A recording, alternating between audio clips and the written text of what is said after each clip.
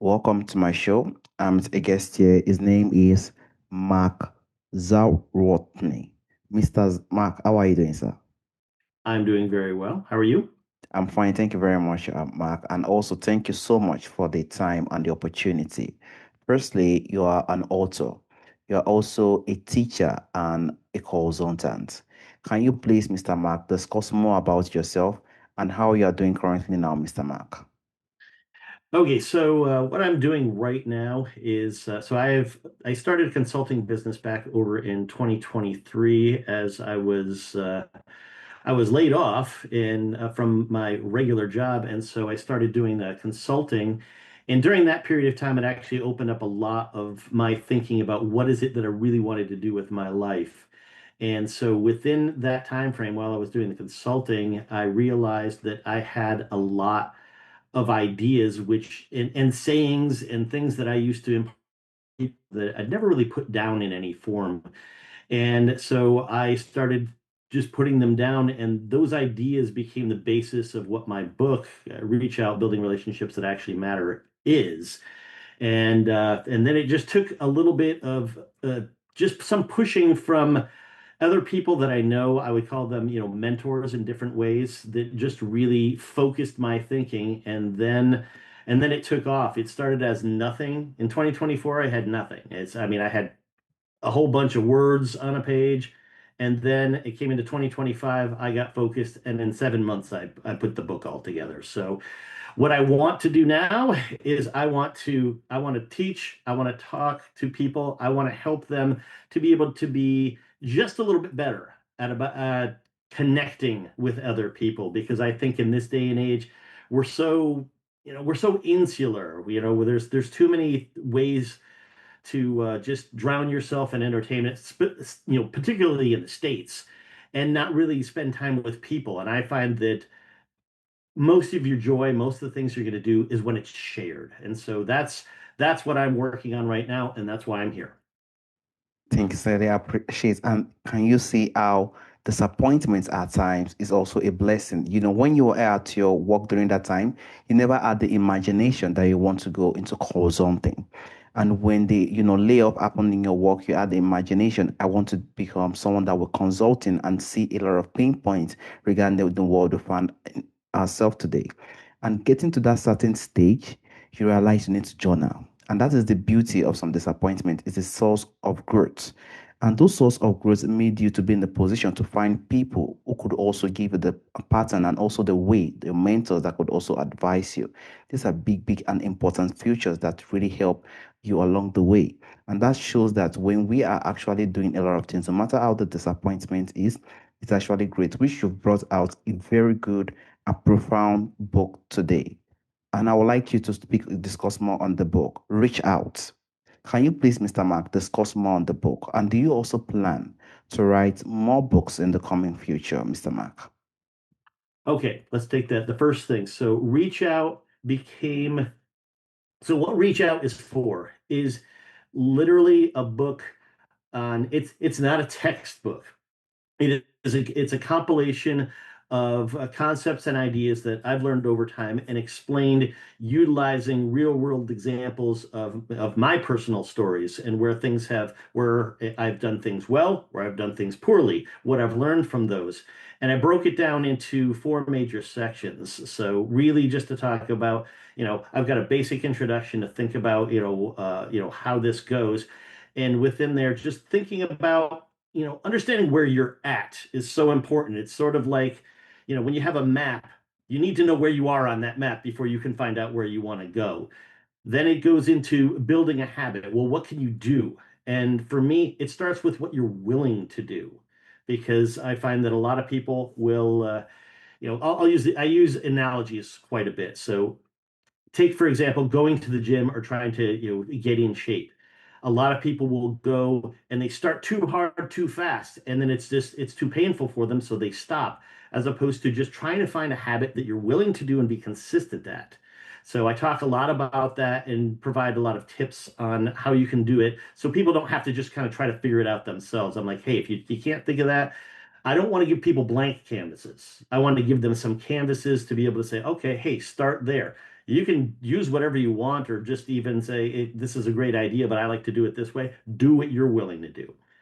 Then the third section is about connections at work. So that a lot of that comes from, over 30 years of experience through a lot in the corporate environment, but it still has a lot of applicability just outside of work and within even smaller environments. And it's just, ways that you can actually position yourself to potentially grow your career, or at least, if anything else, make it more fun to be at work with. It's nice to go to work when you have people you can say hi to, and it's friendly, and it creates an energy. And I think that that kind of energy makes people more productive, and that makes the business more productive. So everyone should actually want that. Now, whether they produce that or not is, remains to be seen. But that's what that's what I look for, is at least personally, how do you make it a place that is not just this drudgery that you go to and you come back? Can you make it something that's enjoyable to be in?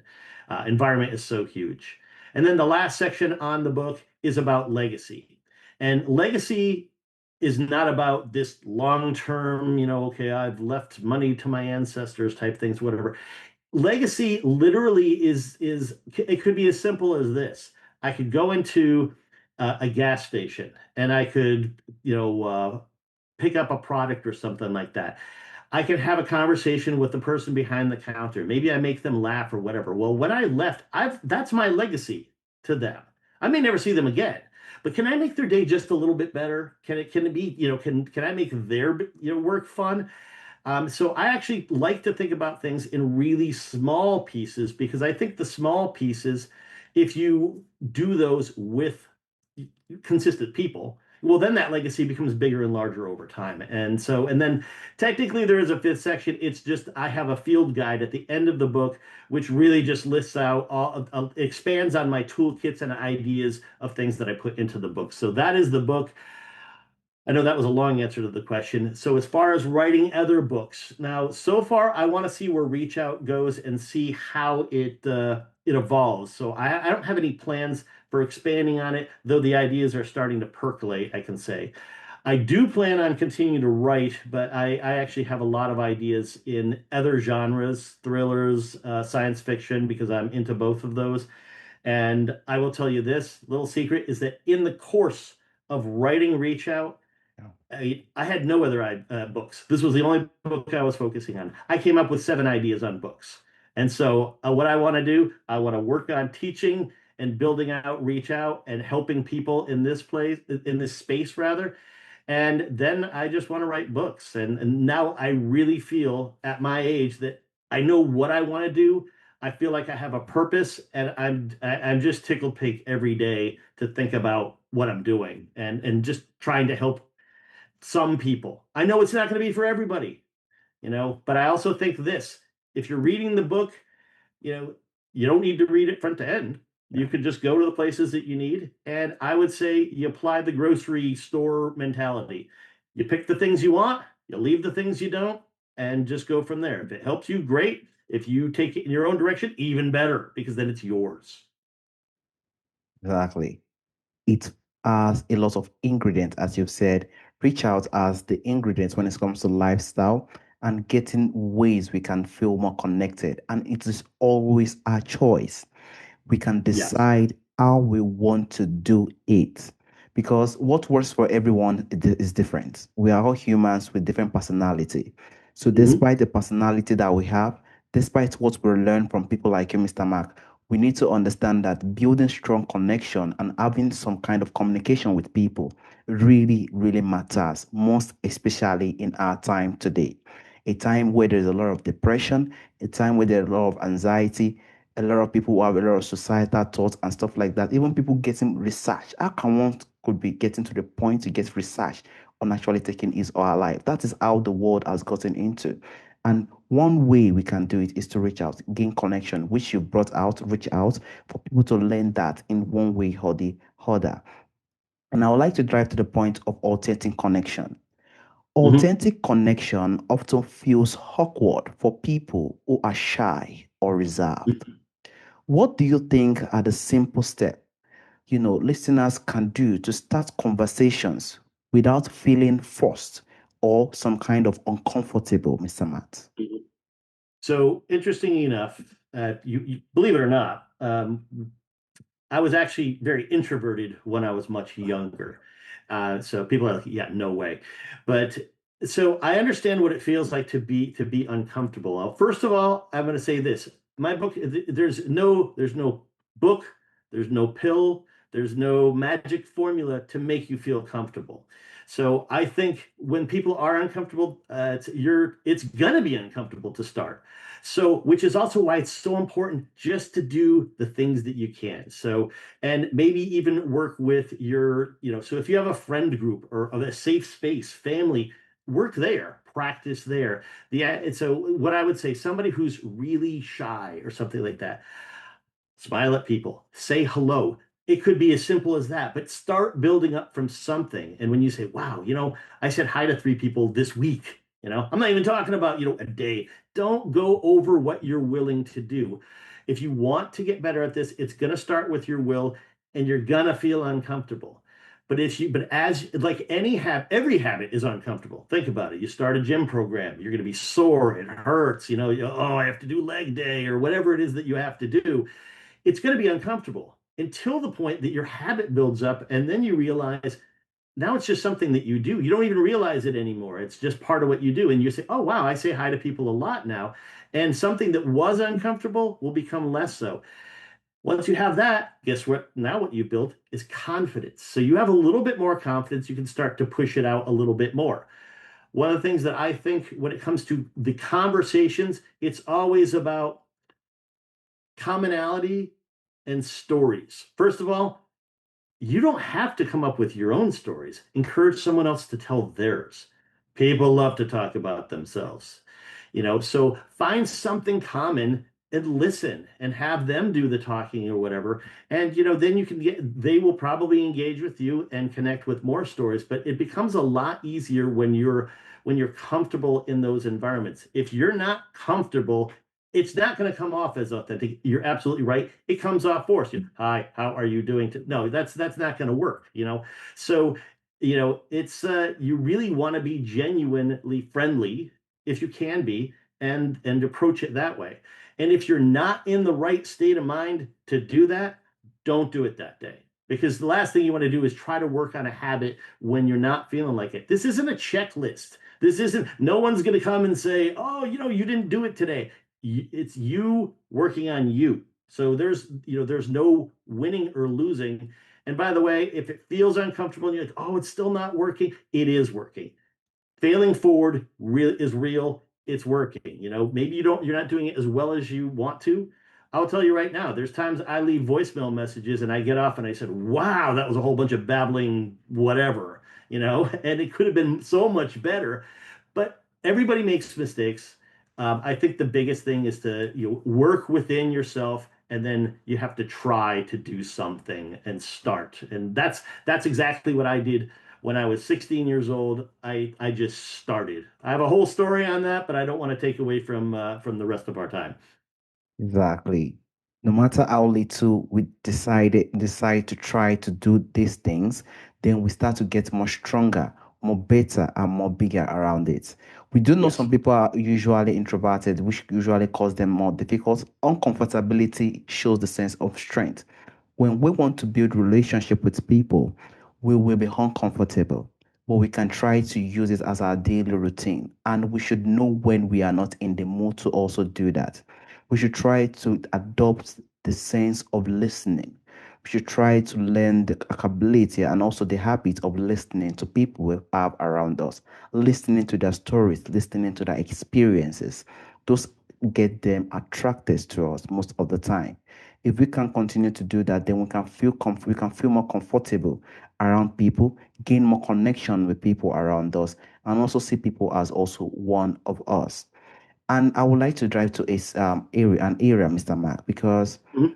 when one has gotten to a point whereby he or she is trying to engage with people, try to know people, just say I, just go, hi, how are you doing? Stuff like that, gaining connection.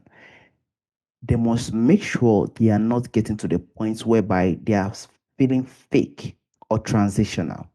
Right. They must not get to the point whereby they are just living the life of pretending. They are not showing their real self and who they really are. That can really damage a very huge relationship we could have built a long way. Yeah. So, I would like to ask, what do you think are the habits or daily things that listeners can do to adopt to strengthen professional relationship without feeling transactional or fake, Mm. Mr. Mark? Yeah. So interesting enough, when it comes to you've been saying daily habits, Yes. again, it doesn't have to be daily.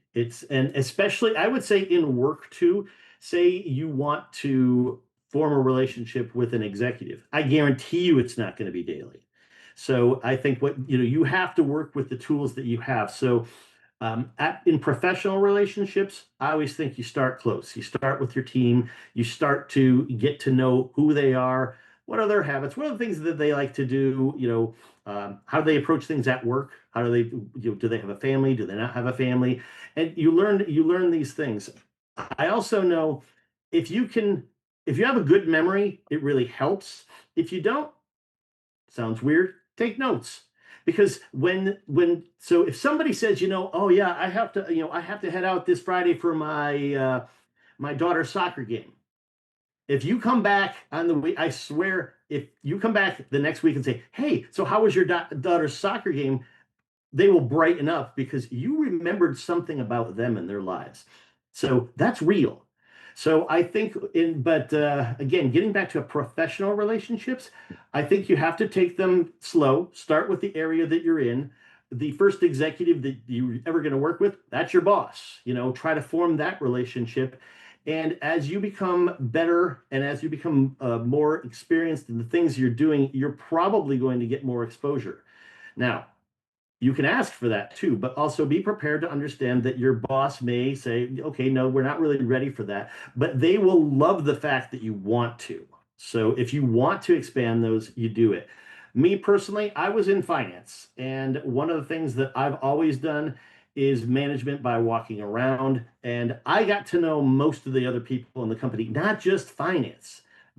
Okay, sure, you knew the accounting folks. No, no, no, beyond that. I knew the marketing folks, the engineering folks, the people in legal. There's nothing wrong with forming relationships with the folks in the business that you normally work with. If you're engineers, I guarantee you're going to work with technology people who are going to support the back end of what you're doing. Get to know them. What are their problems when you ask things like that? So the more we know about each other, the more those relationships, strengthen. And I'll give you an example. At my last company, I mean, this wasn't fake at all. It's like I was saying, hey, we have a problem with the amount of money that we're spending on this, but I was not getting anywhere with the team. And I realized that at the time we were using the cloud service, we were using Amazon Web Services. And so what I did is I said, man, we're just not talking right. We're literally speaking two different languages. I'm talking finance, they're talking, AWS. And so what I did is I actually worked with them and spent, I don't know, it's probably 4 months learning what it is that they do. And it was so funny. Once I did that, I remember it to this day. They go, now you're saying questions that make sense. Now we understand what you're talking about. And so I think the biggest thing with relationships, professional relationships, again, it's interest, but you have to make sure that you're not forcing yourself in. You look for those right opportunities and you decide to do them. You have to stay within yourself. If you run into the president of the company while you're getting coffee and that's too nervous for you, you could just say, hey, how's it going? And walk away. And that will still be a victory for you, right? Just I think it comes down to doing what you can and trying to believe me, you'll know when it feels forced. If it feels forced, don't Exactly. do it. Back off. Be comfortable. And yeah, you'll notice a lot of this is you really have to have a good sense of where you are and what you want to do. So hopefully that answers your question, sir. It's definitely Mr. Mark, and that is what I think many people really find really, really difficult at times. When we build relationship, we are not in a position to say we want to get what we want fast from such person. If we Mhm. do that, then we are jeopardizing that relationship that we are building. We need to sit down and do not, we will know when we are forcing relationships. We will be aware. We have to make sure that we are doing things more willingly and from the bottom of our heart. And we have to have the sense of acceptance. Despite the no or despite the yes the other side is saying, we have to accept that and see that as one, and also use that to explore more people, and also to not use that, as a burden towards the more people we find around us. So we should try our best, no matter the relationship, we take it slow, we develop relationship, we learn better. Then from there, we start to see these pieces. As you said, you were there for 4 months before they start seeing the questions that they were like, you are now asking the question we really, really need. And that is how powerful taking things very, very slow and making sure we are not forcing it is very, very important in our life. I would just Right. like to squeeze this in, Mr. Mark. Social media, messages, emails. Mm. I remember the time you said you make a voice note and you were like, "How did I actually did do this?" You understand? So how we communicate is now different. We communicate with, just like we are doing currently, through a video message. We communicate very, very, very different today. So digital communication can be misinterpreted very, very easily. No matter how we are even trying to even correct ourselves and say we are actually doing the right thing, we realize that it can be misinterpreted very easily. So what do you think is the best way to communicate warmth and respect through messages, emails, and social media, Mr. Mark? Okay, I mean, you're bringing excellent points because you're absolutely right. I mean, we have the ability with technology. This is a perfect example. We can talk to people around the world. We don't always get a chance to talk to people directly. I always think that it's the best way to form a relationship is face to face. You're right there. You see the nuances, you hear the voice inflections. The next important best way is actually on the phone because at least you can hear the voice inflections. With social media, texting, you have none of that. And this is why, okay, key point that I put in the book, if you're going to remember anything, is that the written word is interpreted by the motions of the reader, not the intention of the writer. So no matter what your intention is, it's going to depend on how that person on the other end feels is going to affect that communication.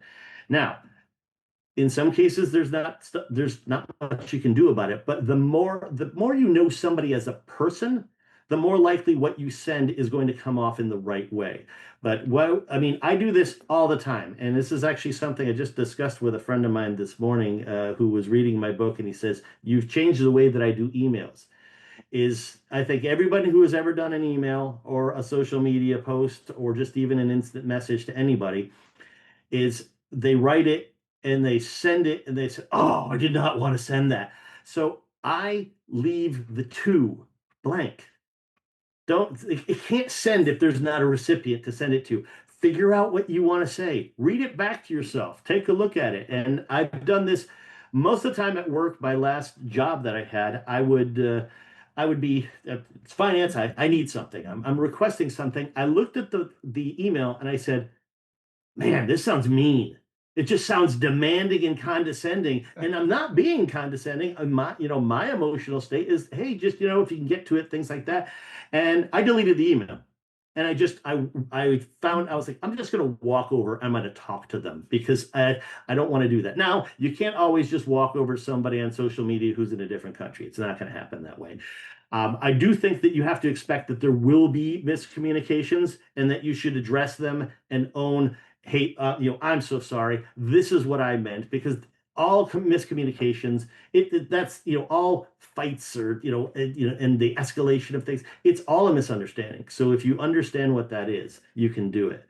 A perfect example of this in my book is that I was on the end of I got this person who was sending me these emails and it sounded to me like they were demanding this stuff. And I was like, I don't like this person because they're not really a person yet. They're just an email, right? Yes. And that's the thing. I think a lot of times with text and social media and whatnot, you're not really a person. You're just words. So and what's funny is that at one point I was like, man, I'm going to call this guy because, this is really making me upset. So I called him and I was shocked. On the other end, the guy says, I'm so glad you called. It's like, I'm sorry I keep demanding this stuff. Let me tell you what's going on. And so I went from calling this guy, being angry, listened to his side of the story, got into his shoes, and realized where he was stuck. And that, it's so I had a better understanding what he was trying to do, what it was for. And I was like, oh, I could totally help you. So it became something where I felt like I was being demanded of to something where I was like, oh my, let me get that right on that. I need to help you because I need to help you keep moving. And so, if you're in a place where you can have those conversations, do it because the more you can do that, the more there's that person becomes a real person. Social media and text, if you don't know the people, I would just say take that extra step to think about how could this come across? Because it might not come across the way you want. And no matter what you do, it still may not come across the way you want. But just, if you get responses, be able to own that and address it. Don't ghost people. They don't like it. Nobody likes it. It feels that's the normal thing, but don't do that. I'll throw one little bit of the story on here. I used to have, and it's it's related to it, is that uh, several jobs back, I had a team of people, and they wanted to know. It's like, okay, hey, where do I go for this? And I was like, all right, hey, talk to Mary, right? And so the first thing they did is they started typing. I said, stop, wrong tool. So they shut the email down. Then they went to the instant message. I said, stop, wrong tool. And then they look at me confused, and I was like, that one, the phone. I said, you want to know how I know all the stuff that I know? It's because I built relationships with these people. Talk to that manager, tell them what it is that you're doing, form that relationship. And I guarantee you, the next time you have to talk to them or ask information or whatever, now you change from being that faceless person in the finance and you become a real person who's asking for help. When you can do that, it becomes so much easier. So, yeah, that's what I would say. That's the whole point. When we have communication physically, it's always different when we are writing it or making words. Sometimes when we bring out information, sometimes we do not even know that it is actually very strict and it's actually, could damage someone, even personality as well, because what we said might feel very, very mean, as you've said. And we have to just try our best to practice, even try our best to know how we actually bring out words and communication and how sort of sending it to people. This is very important because it says a lot on how they will give the response to what they've seen. We are in a world whereby everything is now digitalized. So we only see the text, we only see the voice, we only see the video, and all those things are what we rely on, not the actual person. So when we Right. want to do that, we should try our best to take the time to actually check these things in details. I love what you said, writing it and even reading it again and seeing how it will look like. When I see what I want to bring out and I read it again and I say, okay, this is great, then I can now bring that out. It really, really, really matters. I sincerely appreciate that beautiful insight. If we can do that, I think communication on social media will be more easier. Yeah. Also, Mr. Mark, there is a question I normally ask during the end of the show. From our forefathers, from our ancestors, there are a lot of beautiful things that do exist during our ancestral time that is missing in our time today. If there is anyone or anything you would like to bring back to our time today, Mr. Mark, what do you think that thing will be, Mr. Mark? Well, in a way, I think that's the from the ancestral time. Let's think about it, is that we relied on the village, right? Is that you didn't do, and here's the thing, I believe this very firmly. Nobody accomplishes anything great by themselves. There's no, I'm going to do it by myself. I'm a self-made man or a self-made, there's no such thing. We all have a village of people and support, which makes that possible. So I think that we need to remove that type of thinking of success. Success is, and wealth is not the material gain of things. I think it's the material gain of memories and relationships. Because, when you're gone, to be remembered, to have your beliefs and values, carried forward are super important. So to me, I think it's really important to bring back the concepts of the village where it's like my neighborhood right here. I'll keep an eye on that person's house if they're going on a vacation, things like that. And think about beyond just your family. Think about the people that are around you. Because that village in those ancestral times, I mean, most of the time it wasn't, it was just the village taking care of the village. And I think if we do more of that, then, those villages will bisect other villages, and it becomes more people wanting to do that. But yeah, that's the biggest thing is I think we just need to understand that there's no such thing as this, I'm going to do it on my own, is that we need people. And I think the pandemic really showed us that. We were separated from everybody, and we don't work that way. We need to be back to and that's why I talk about connecting with people and getting out there and just even if it's just having coffee, it doesn't mean you have to you don't have to organize parties. You don't have to go to that level, energy level, but being able just to get real conversations with real people, real support. Can you help them? Can they help you? Can you learn about each other in their lives?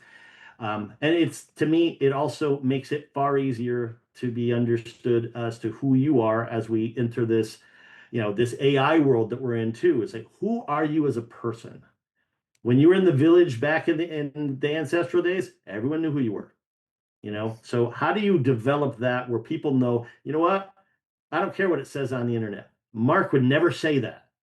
That's personhood, and I think that's the place we need to go to, and I think that's what they had more in ancestral times. I totally agree. Success is great, but we just have to try our best to spend more time, as you said, and also do the necessary things that we know that will help us to actually become more better in the world we find ourselves. We do know connection is very important, given the sense of connection, and we need people. I am also one of the weakness of this. We always need people because sometimes things will be very tight, and it is the people that we do know are the ones that we rely on. And that is why no matter what we are doing, we need people around us who can actually be there and support us and also put us through when we are actually facing really, really big issues. And that is what I think is very, very important. I think it's one of the issues in our time today. And we need to understand that no matter what we are doing, we need people. I also want to use this opportunity to thank you for the opportunity on actually giving your time to bring this out to people, to make people understand that connection really, really matters. Thank you so much, Mr. Mark.